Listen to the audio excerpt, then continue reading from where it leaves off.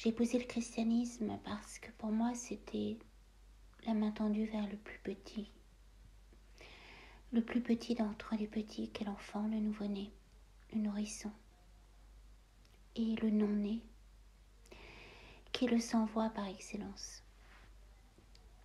Or aujourd'hui on le voit dans ces guerres, qui ne sont pas des guerres,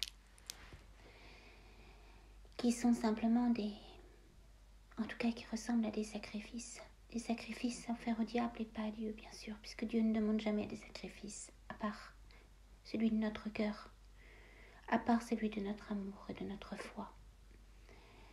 Devant ces images qui défilent sur le web, d'enfants massacrés sous des tas de décombres, dont le visage est effacé par le phosphore blanc. Ces petits êtres, ces petits nourrissons qui n'ont plus forme humaine. Je lis la prophétie du livre d'Isaïe. Du moins je l'entends. Quand il parle de serviteurs souffrants qui n'avaient plus visage humain, tant les crachats, le sang, les blessures avaient déformé son visage, et bien sûr il s'adressait, il parlait déjà du Christ. Bien dans ces enfants de Gaza, j'arrive à peine à parler, pardon. Tellement ma voix s'étrangle. Je vois ce visage du Christ martyrisé et de leur mère, qui une dernière fois tentent d'entourer de leurs bras ces petits corps, déchiquetés, parfois éventrés. Ces images sont insoutenables, elles me hantent. Je ne peux plus dormir. Je peux à peine manger le soir. Je ne fais pas exprès, c'est comme ça, c'est plus fort que moi. Quand est-ce que tout ça va s'arrêter ? Quand est-ce qu'on va cesser de voir des images atroces d'enfants, de civils israéliens inscrivant leur nom sur des obus ? Quand est-ce qu'on va cesser de voir des ministres qui appellent à la déportation de 2 millions d'individus au Congo ou ailleurs ? Pourquoi Netanyahou n'a-t-il pas laissé l'armée le 7 octobre près des frontières qui ont été défoncées ? Parce que cette armée était occupée en Cisjordanie à protéger les colons. Pourquoi l'armée a-t-elle protégé des colons depuis bien longtemps ? Je ne suis pas historienne, mais depuis bien longtemps en tout cas. Des colons qui ne respectaient pas les accords de paix, les frontières. Pourquoi Isaac Rabin a-t-il été assassiné ainsi qu'Yasser Arafat ?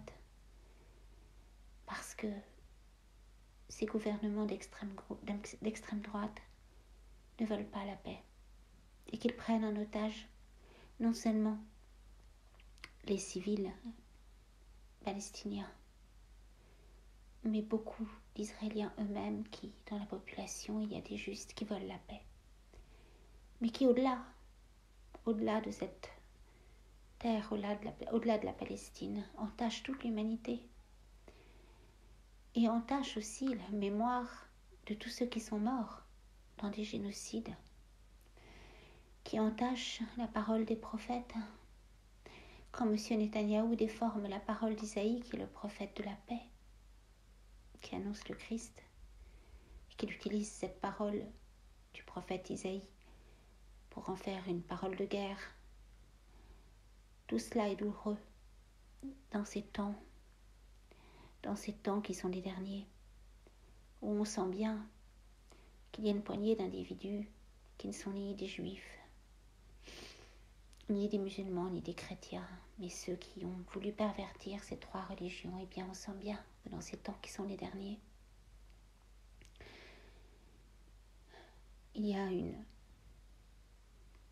on va dire les enfants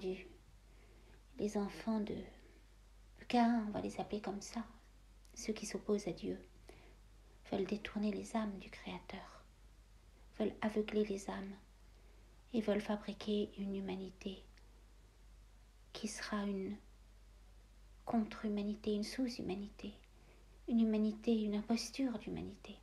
Ça s'appelle le transhumanisme.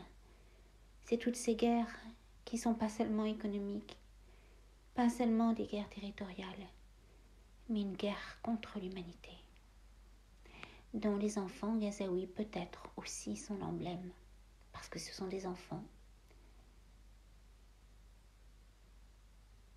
La colonisation, elle est partout. Elle est territoriale, mais elle est aussi au cœur de nos génomes. Quand on voit que le ventre des femmes est colonisé, puisqu'on utilise des embryons humains pour les livrer à des laboratoires pharmaceutiques, à la recherche cosmétique. La loi d'août 2021 a autorisé la fabrication de chimères, c'est-à-dire d'hommes animaux, a autorisé de déposer un embryon humain dans un ovocyte animal de singe ou de porc. Alors oui, aujourd'hui, un froid immense tombe sur le monde. Et je crois que ce qui se passe à Gaza, c'est-à-dire cette indifférence de beaucoup de dirigeants, pas tous bien sûr, cette indifférence mondiale, cette justification de l'horreur, de ce qui ressemble de plus en plus à un nettoyage ethnique et à un génocide, oui. Cette justification, cette indifférence sont à l'image d'une société qui a perdu son cœur. Alors il faudrait vite le retrouver, avant le retour du Christ, dont la parole d'amour et de justice, de miséricorde et de justice nous jugera tous, sondera tous nos cœurs et nos reins.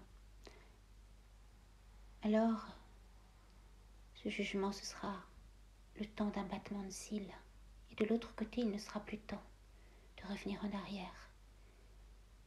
Et nous serons fixés pour l'éternité, soit dans le paradis et l'amour de Dieu, soit dans la séparation éternelle.